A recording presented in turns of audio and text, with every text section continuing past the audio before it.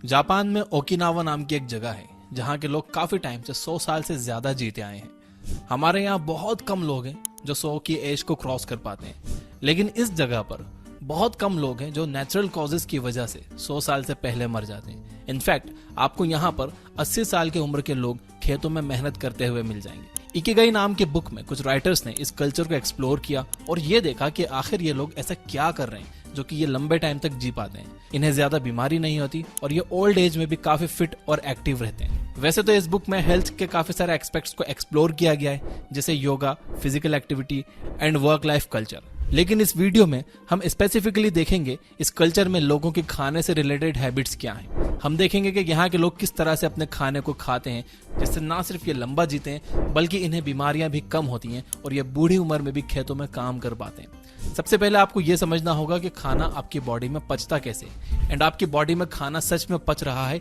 या। सर, आपके हिसाब से आजकल लोग सबसे ज्यादा हेल्थ मिस्टेक क्या कर रहे हैं? देखिए, मेरे हिसाब से दिन में 24 घंटे होते हैं और उसमें से या सड़ रहा है। खाने का डाइजेशन हमारे मुंह में ही स्टार्ट हो जाता है। हमारे मुंह में प्रोड्यूस होने वाला सलाइवा खाने में प्रेजेंट स्टार्च को ब्रेक करता है। तो अगर आप स्टार्च बेस्ड डाइट जैसे फ्रूट्स या आलू खा रहे हो तो उसका एक मेजर पोर्शन आपके मुंह में ही डाइजेस्ट हो जाता है। जब आप अच्छे से खाने को चबाकर निगलते हो तो खाना आपके इसोफेगस से होकर आपके पेट में जाता है। एक बार खाना आपके पेट में पहुंच गया तो आपका पेट 3 एंजाइम्स रिलीज करता है: हाइड्रोक्लोरिक एसिड, म्यूकस और पेप्सिन। पेप्सिन आपके खाने में प्रेजेंट प्रोटीन को डाइजेस्ट करने में हेल्प करता है, लेकिन पेप्सिन को काम करने के लिए एक एसिडिक मीडियम की जरूरत होती है और यह acidic medium hydrochloric acid provide करता है। अब क्योंकि हाइड्रोक्लोरिक एसिड एक बहुत ही स्ट्रॉन्ग एसिड है जो आपके पेट को काट सकता है, इसलिए आपके पेट में म्यूकस भी रिलीज होता है जो आपके पेट के इनर वॉल्स को चारों तरफ से घेर लेता है और उसे प्रोटेक्ट करता है। अगर आपके पेट में म्यूकस कम हो जाए या हाइड्रोक्लोरिक एसिड बढ़ जाए तो ये एसिड हमारे पेट के इनर वॉल्स को नुकसान पहुंचाने लगता है और हमारे पेट में छाले पड़ जाते हैं जिन्हें अल्सर भी कहा जाता है। जब पेट में ये तीनों एंजाइम्स आ जाते हैं तो पेट एक चर्निंग एक्टिविटी करने लगता है। वो श्रिंक करता है और फिर एक्सपांड करता है। इससे पेट के एंजाइम्स खाने में हर तरफ से मिल जाते हैं और खाना अच्छे से डाइजेस्ट हो जाता है। अब यहाँ पर समझने वाली बात यह है कि अगर आप पूरा पेट भरकर खाना खा लेते हो तो उसे चर्निंग एक्टिविटी करने की जगह ही नहीं मिलती और वो खाना ज्यादा टाइम तक आपके पेट में पड़ा हुआ सड़ता है। इसलिए कहते हैं कि कभी भी पूरा पेट भरकर नहीं खाना चाहिए। पेट हमेशा थोड़ा खाली रखना चाहिए ताकि वो खाना मूव कर सके। पेट में 4-5 घंटे तक रहने के बाद आपका खाना वहां से निकलता है और फिर स्मॉल इंटेस्टाइन में जाता है। यहाँ उसकी मुलाकात बाइल जूस से होती है जो कि आपके लीवर में प्रोड्यूस होता है। बाइल जूस आपके खाने में प्रेजेंट फैट को डाइजेस्ट करता है। इसके अलावा यहाँ पर आपके खाने में कुछ पैनक्रियाटिक और इंटेस्टाइनल जूसेस भी मिक्स होते हैं जो प्रोटीन को और डाइजेस्ट करने का काम करते हैं। इंटेस्टाइन्स में पेरिस्टोलिसिस मूवमेंट होता है जिसके हेल्प से खाना आगे की तरफ मूव करता है। इसीलिए फिजिकल एक्टिविटी बहुत जरूरी है। जब आप फिजिकल एक्टिविटीज करते हो तो इंटेस्टाइन्स के लिए पेरिस्टोलिसिस मूवमेंट और आसान हो जाता है। रास्ते में आपके स्मॉल इंटेस्टाइन्स की वॉल आपके खाने से न्यूट्रिएंट्स को अब्सॉर्ब करके उसे आपके ब्लड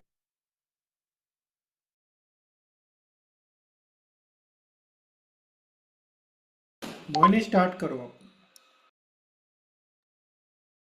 ओके। हेलो एवरीवन, कैसे हो सब लोग? सब लोगों को मेरी वॉइस क्लियर है? क्या सब लोगों को मेरी वॉइस आ रही है? मेरी ऑडियो वीडियो क्लियर है? ओके, चलो तो हम आज की यस मैम। स्टार्ट करते हैं। आज का जो ट्रेनिंग का टॉपिक है वो है वेलनेस। Y wellness? ठीक है। सबसे पहली बात तो वाई वेलनेस का मतलब, वेलनेस क्यों जरूरी होती है? कोई बताएगा? वेलनेस और वेलनेस क्यों जरूरी होती है और वेलनेस कहते किसको है? क्या है वेलनेस?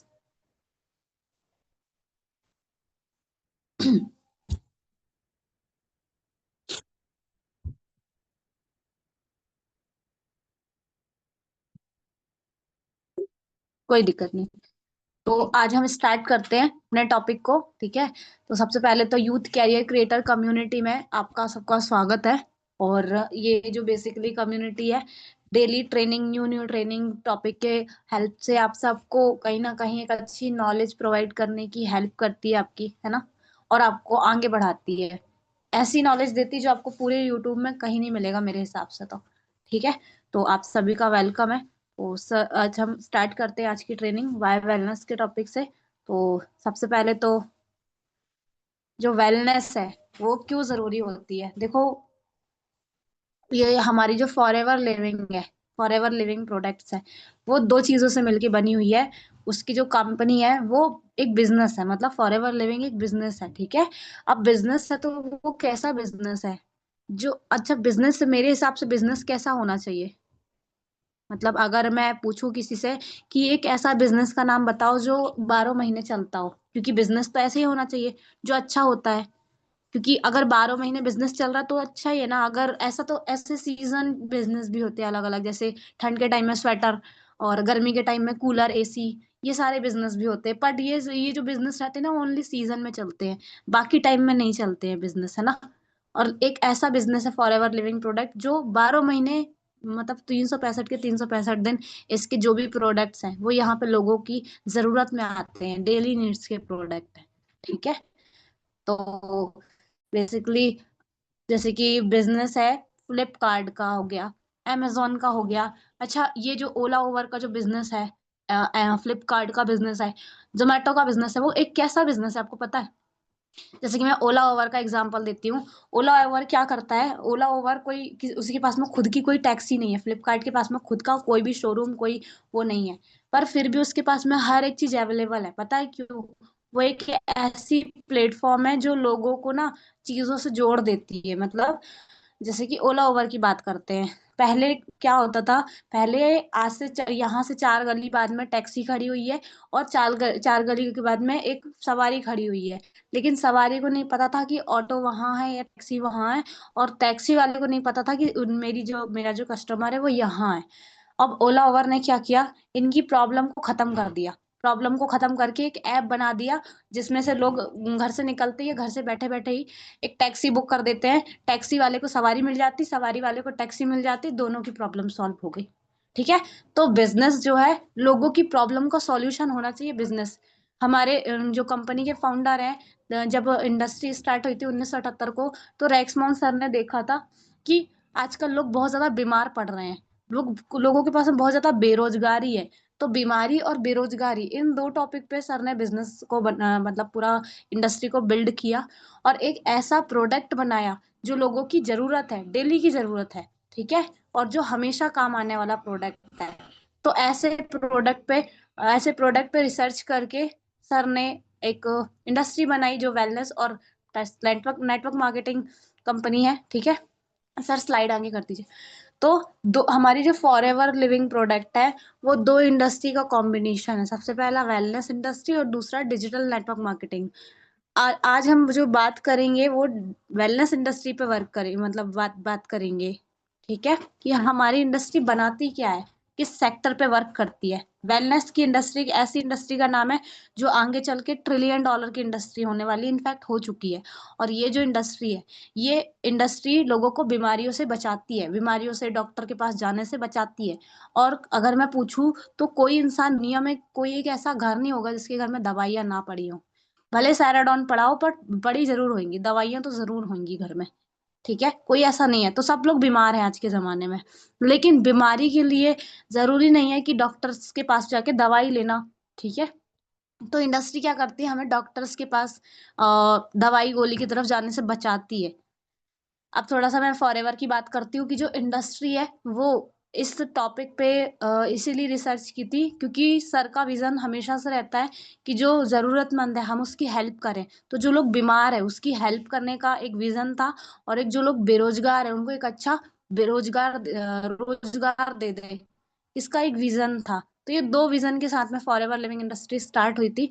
तो आज से, उस दिन से लेके आज दिन तक, 48 सालों में कभी भी इंडस्ट्री में ऐसा नहीं हुआ है कि ये कभी भी वेलनेस की इंडस्ट्री डाउनफॉल हो गई हो, और ना ही आगे जाके जाएगी, क्योंकि ये जो इंडस्ट्री है ये ऑलवेज ग्रो करने वाली है। रीजन, क्योंकि हर कोई आज बीमार हो रहा है, और अगर बीमार हो रहा है तो इंडस्ट्री की जरूरत हर किसी को है। अगर बीमार नहीं भी है तो भी इंडस्ट्री की जरूरत है। क्यों? क्योंकि टाइम में भी लोग बीमार होंगे ही, और ये जो इंडस्ट्री है लोगों को बीमारी की तरफ जाने से बचाती है। और अगर पूछा जाए तो कोई भी ऐसा इंसान नहीं है जो बीमार होना चाहता है, ठीक है। तो अभी थोड़ी आगे चलते हैं। हाँ, दो दो इंडस्ट्री होती हैं, दो चीजें होती हैं, पहला होता है वेलनेस, दूसरा होता है सिकनेस। वेलनेस का मतलब मैंने बताया कि इंडस्ट्री हमको दवाई गोली डॉक्टर्स की तरफ जाने से बचाती है, मतलब हमारी लाइफस्टाइल है उसको हेल्दी बनाती है। हम हर तरीके से हेल्दी रहें, फिजिकली भी, सोशली भी, स्पिरिचुअली भी, और फैमिली में भी, मतलब हर जगह हम मतलब हेल्दी रहें। तो ये वेलनेस इंडस्ट्री हमको सिखाती है। वेलनेस इंडस्ट्री हमको सिकनेस की तरफ जाने से बचाती है, मतलब डॉक्टर्स की तरफ दवाई गोलियों की तरफ जाने से बचाती है। ठीक है। दूसरी तरफ सिकनेस की अगर बात करें तो सिकनेस उसके जस्ट अपोजिट है। ओके।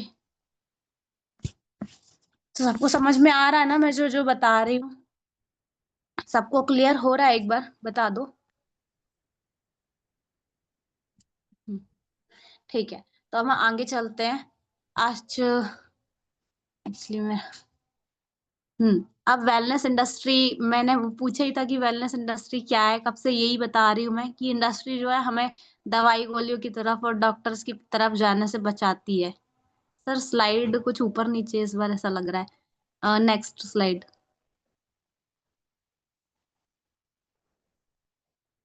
हाँ, अभी थोड़ी देर पहले मैं यही बोल रही थी कि वेलनेस इंडस्ट्री हमको बिल्कुल हेल्दी रहना सिखाती है। और हेल्दी, कोई इंसान अगर हेल्दी है तो जरूरी नहीं कि उसकी शरीर में कोई बीमारी नहीं है तभी वो हेल्दी होगा, नहीं। फिजिकली मतलब शरीर से, सोशली मतलब सामाजिक तौर से, स्पिरिचुअली मतलब गॉड अल्लाह आप जिनको भी मानते हैं, मतलब उससे। ठीक है। और फिर एनवायरमेंटली और मेंटली मतलब दिमागी तौर से, हर एक चीज से जब एक इंसान स्वस्थ रहता है तो उसको एक्चुअल में स्वस्थ बोलते हैं, तो उसको हेल्दी पर्सन बोलते हैं। क्योंकि बहुत सारे लोग शरीर से स्वस्थ रहते हैं पर वो मेंटली या सोशली नहीं रहते। तो हर एक जगह से मतलब हेल्दी रहने का मतलब रहता है कि हमें इंसान हेल्दी दिख रहा है। ठीक है। तो हेल्दी का मतलब होता है हर एक जगह से हेल्दी रहना।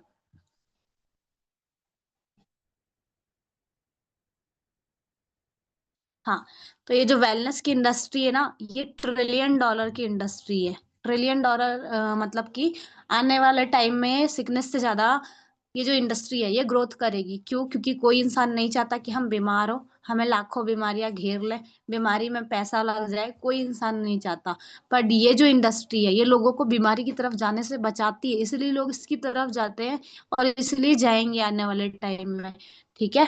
तो ये जो इंडस्ट्री है ये वर्ल्ड वाइड जो है टर्नओवर कर रही है, $1 ट्रिलियन का टर्नओवर कर चुकी है अब तक। ठीक है। और वेलनेस इंडस्ट्री सिकनेस इंडस्ट्री से बड़ी हो चुकी है, इसलिए क्योंकि इस इंडस्ट्री का पार्ट हर कोई बनना चाहता है।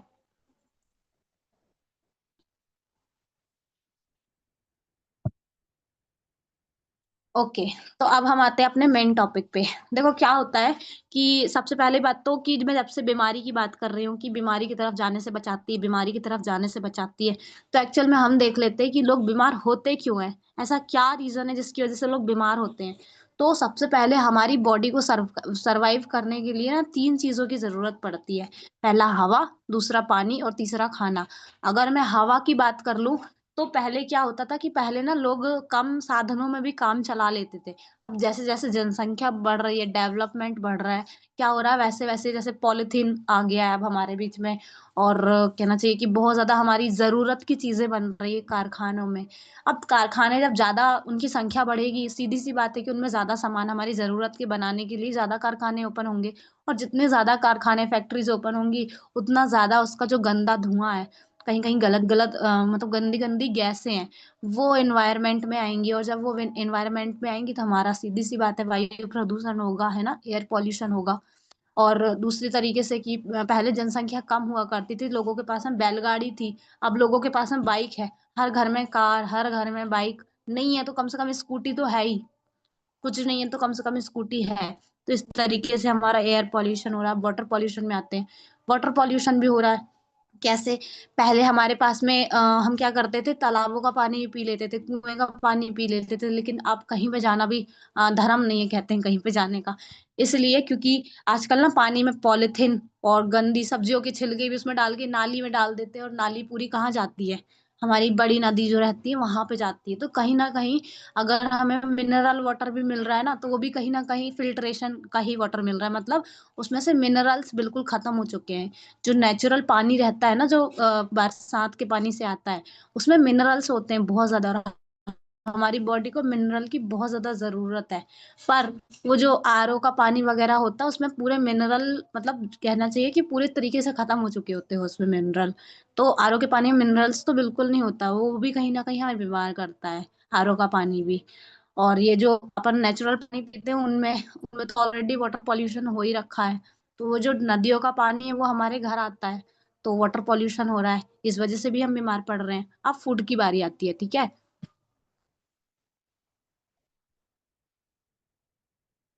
हम्म तो हमारा जो तीसरा है वो है फूड पॉल्यूशन। देखो फूड पॉल्यूशन कैसे होता है। पहले क्या होता था, जनसंख्या कम हुआ करती थी। अब जब जनसंख्या कम थी तो हमारे पास खेतों की संख्या ज्यादा हुआ करती थी। अब जैसे जैसे जनसंख्या बढ़ रही है वैसे वैसे लोगों को रहने के लिए घर चाहिए। आप भी कहीं पहले शहरों की तरफ जाते होगे तो जहाँ पे पहले खेत दिखते थे, जहाँ पे पहले जंगल दिखते थे, आज वहां पे कोई फैक्ट्री लगी है, कोई दुकान लगी, कोई होटल खुली, कोई ढाबा खुला है।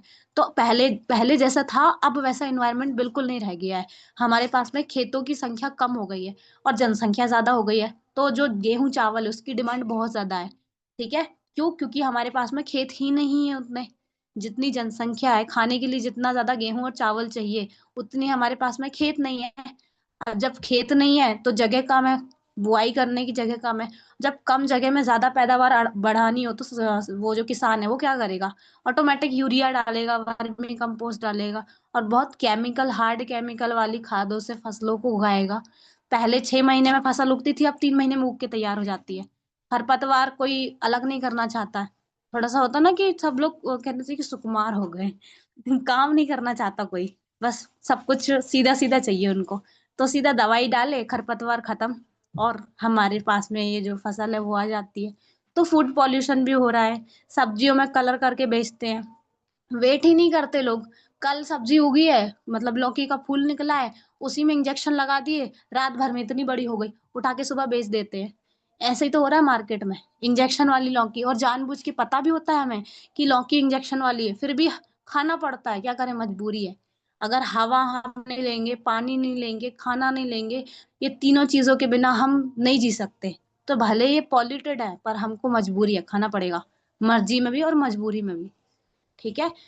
तो जो सिकनेस की तरफ हम जा रहे हैं वो तो मजबूरी से ही जा रहे हैं, पर जो वेलनेस की तरफ हम जाते हैं ना वो मर्जी से जाते हैं। ठीक है। तो ये जो तीनों चीजें हम ले रहे हैं, कहीं ना कहीं इससे हम बीमार हो रहे हैं, क्योंकि खाना जब हम खाएंगे तो खाना हमारे पेट में ही जाएगा। सबका पाथवे सेम है, सबका रास्ता सेम है। कोई एक ऐसा इंसान नहीं इस दुनिया में जो अलग तरीके से खाने को डाइजेस्ट करता हो, या किसी का जो सिस्टम है वो अलग हो। हर किसी का सिस्टम एक जैसा है। हर किसी को खाने की जरूरत है, हवा की जरूरत है, पानी की जरूरत है। और पूरा एनवायरनमेंट ही, पूरी अर्थ का एनवायरनमेंट ही इस तरीके से हो रखा है कि वो उसको कहीं ना कहीं सही चीजें मिल ही नहीं पा रही उसको। ठीक है। तो हम ये जो सारी चीजें हम खा रहे हैं, डाइजेस्ट कर रहे हैं, सीधा साधा दाल चावल तो हम डाइजेस्ट कर नहीं पाते और उल्टा फास्ट फूड खाने जाते हैं। हालांकि वो गलत नहीं है, सही भी है। ठीक है।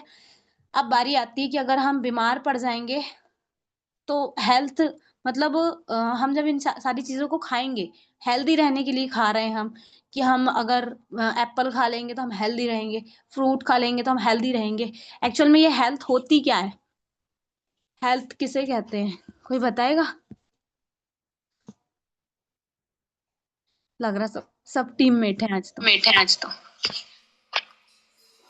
हेल्थ किसको कहते हेल्थ हैं? किसको कहते हैं? मैम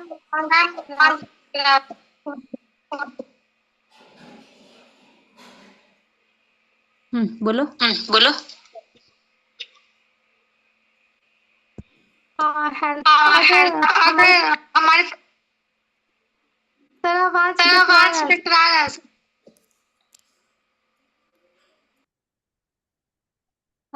अब बोलो। हाँ हाँ मैम, अगर हमारे पास हेल्थ नहीं रहेगा तो हमारे पास ज्यादा पैसा रहने का और ज्यादा इन्वॉल्व रहने का भी कोई फायदा नहीं है। अगर हम उस फायदा का अच्छे से उपयोग ही नहीं कर पाएंगे तो क्या फायदा, इसीलिए हमारे पास हेल्थ रहना बहुत जरूरी है। हम्म ठीक है। तो हेल्थ रहना, हेल्दी रहना बहुत ज्यादा जरूरी है। क्योंकि देखो जब हम इस दुनिया में आए थे ना, उस दिन हमको भगवान ने एक गाड़ी दिया था चलाने के लिए, कि 60 साल 70 साल तक तुझे यही गाड़ी चलानी है। तो ये जो शरीर है वो गाड़ी है। अब जब हम इसी का ध्यान नहीं रखेंगे तो फिर इस दुनिया में कोई भी चीज देखेंगे या सपने देखने का या उनको पूरे करने का कोई मतलब नहीं है ना। तो हेल्थ प्रायोरिटी पे रखो, हेल्थ सबसे ज्यादा जरूरी है। आप चाहते हो कि हम अच्छे दिखें, सुंदर दिखें, लेकिन सुंदर दिखने के लिए उसको आप ऐसा जहरीला खाना दोगे तो कैसे एक्सपेक्ट कर सकते हो कि हम अच्छे दिखेंगे और सुंदर दिखेंगे और हम स्वस्थ रहेंगे? कैसे एक्सपेक्ट कर सकते हो जब उसको वो चीज मिल ही नहीं रही है जो चीज उसको चाहिए? ठीक है, तो वाई हेल्थ। अब देखो, हमारी जो हेल्थ है, हमारी जो बॉडी है, उसको कभी भी खाने की जरूरत नहीं है, उसको कभी भी फ्रूट की जरूरत नहीं है। उसको जरूरत है न्यूट्रिशन की, चाहे न्यूट्रिशन टैबलेट से मिले, चाहे न्यूट्रिशन खाने से मिले, चाहे न्यूट्रिशन फ्रूट से मिले, कहीं से भी मिले, उसको न्यूट्रिशन की जरूरत है। हमारी बॉडी में जरूरत होती है फैट्स की, प्रोटीन की, कार्बोहाइड्रेट की, विटामिन की, मिनरल की, वाटर की। ये सारी चीजों की हमारी बॉडी में जरूरत रहती है। तो ये जो न्यूट्रिशन की पूर्ति है वो कौन करता? खाना करता था। ठीक है, खाना करता था, अब करता नहीं है। अब नहीं होता है, उसमें खाने में न्यूट्रिशन नहीं होता अब बिल्कुल भी। अब तो उसमें केमिकल होता है, सिर्फ पॉल्यूशन, न्यूट्रिशन नहीं रहता। ठीक है, तो अब खाने से भी हमें कहीं ना कहीं न्यूट्रिशन नहीं मिल पा रहा, और मिल रहा है तो 100% मिलना चाहिए था बट 70% मिल रहा है। 60% मिलना चाहिए था बट 40% मिल रहा है।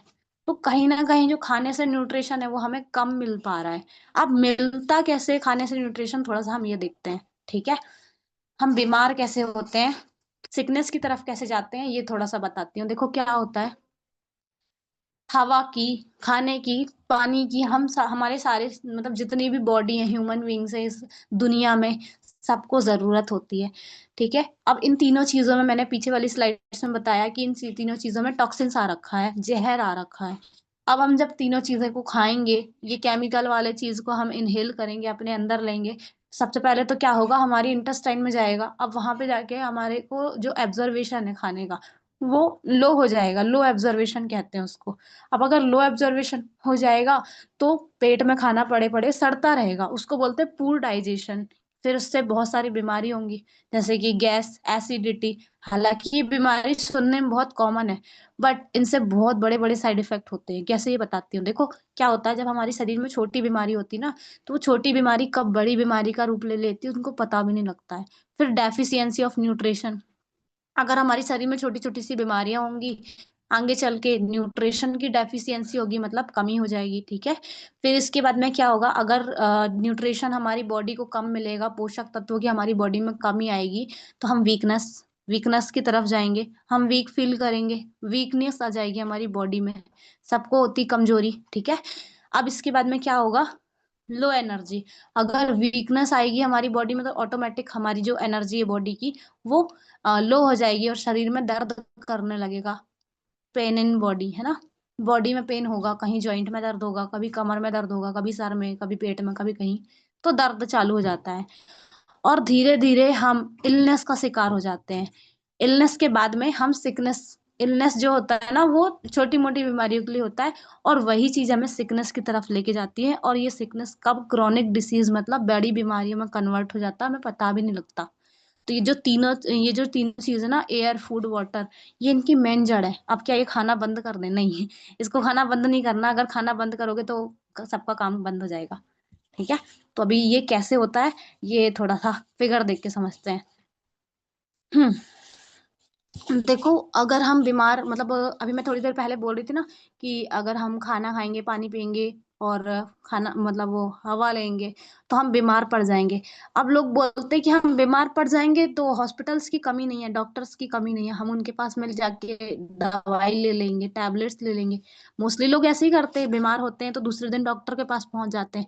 बट क्या डॉक्टर जो टैबलेट्स दे रहा है वो सही टैबलेट है? क्या ऐसी टैबलेट हैं जिनकी जो इंडिया में बैन नहीं है?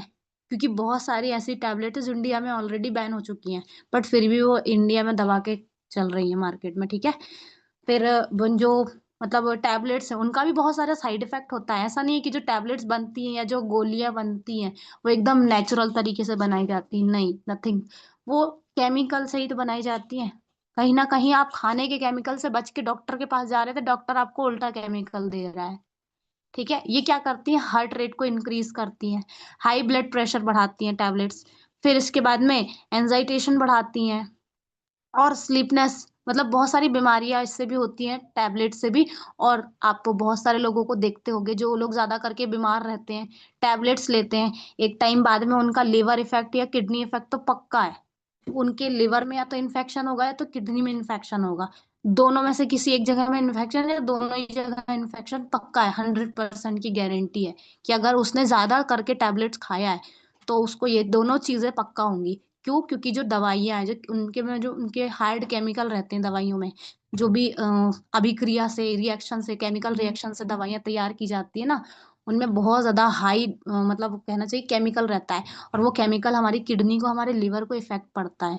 ठीक है।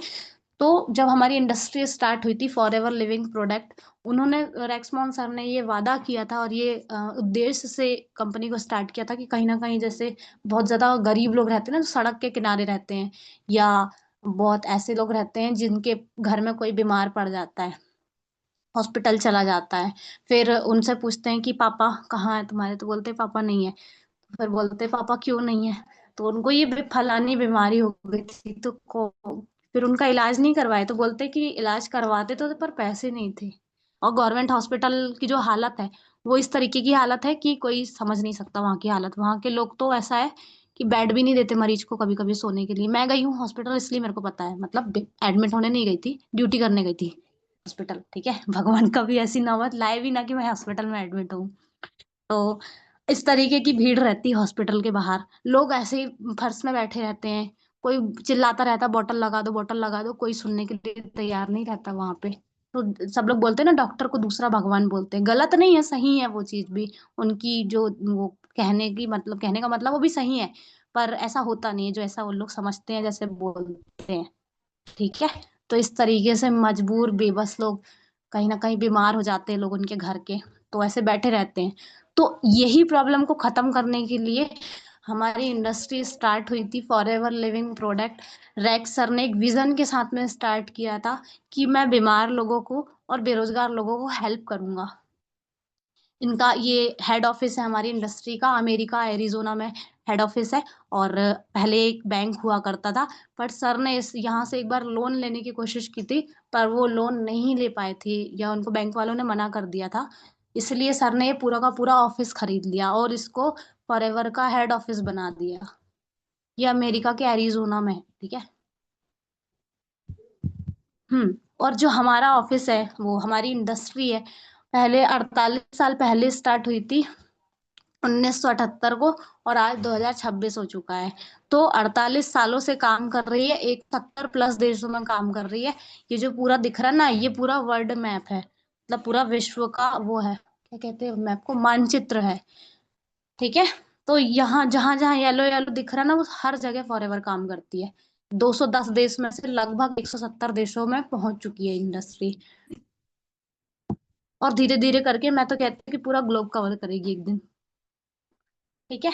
अब यहाँ पे जो प्रोडक्ट है वो, यहाँ पे जो मतलब मेन प्लांट है जिस पर रिसर्च हुई है और जिससे प्रोडक्ट बनाए जाते हैं, उसका नाम है एलोवेरा।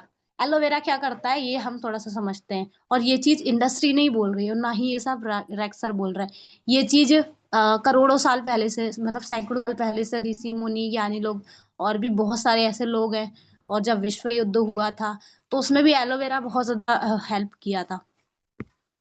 तो एलोवेरा के क्या यूजेस रहते हैं और ये कैसे हमारी बॉडी में अपना मतलब कहना चाहिए कि फायदा करता है, ये थोड़ा सा बताते हैं। देखो क्या होता है, अभी मैं थोड़ी देर पहले आप लोगों को स्लाइड दिखाई थी ना, कि खाने से, हवा से, पानी से हम बीमार होते हैं।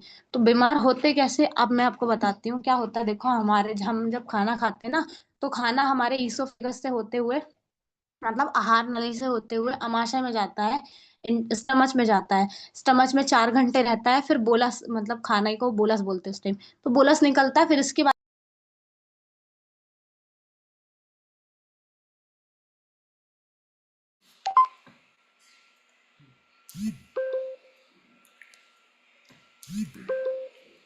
चलो कोई बात नहीं, एक्चुअली मैम का थोड़ा सा नेटवर्क इशू हो गया है।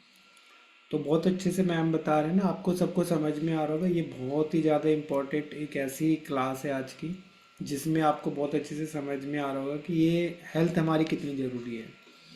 और कहीं ना कहीं हम हेल्थ से ही सारी चीज़ें करते हैं, अगर हम हेल्दी रहेंगे तभी हम आगे बढ़ पाएंगे। तो हाँ मोहिनी, कंटिन्यू करो आप। हम्म। टाइम शॉर्ट है, थोड़ा सा जल्दी से आप कर लो। Okay. Okay okay sir. Okay okay sir.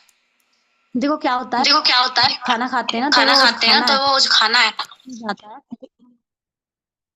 Intestine में जाता है। इंटेस्टाइन में ना ऐसी फिंगर लाइक स्ट्रक्चर होती है, दिख रही होंगी आपको 1 नंबर में। तो आजकल का जो खाना रहता है फिंगर लाइक स्ट्रक्चर में ना छोटे छोटे से छेद होते हैं, और उनसे छेद से जुड़ी होती है हमारी ब्लड वेसल्स जुड़ी होती है। तो जो खाने का न्यूट्रिशन रहता है, वो जो छेद रहते हैं ना, उन छेदों के थ्रू जब वो आंत हमारे खाने को चूसना स्टार्ट करती है, जो छोटी आंत है वो हमारे भोजन का अवशोषण करती है, मतलब चूसने का काम करती है वो हमारे खाने को। कौन? छोटी आंत।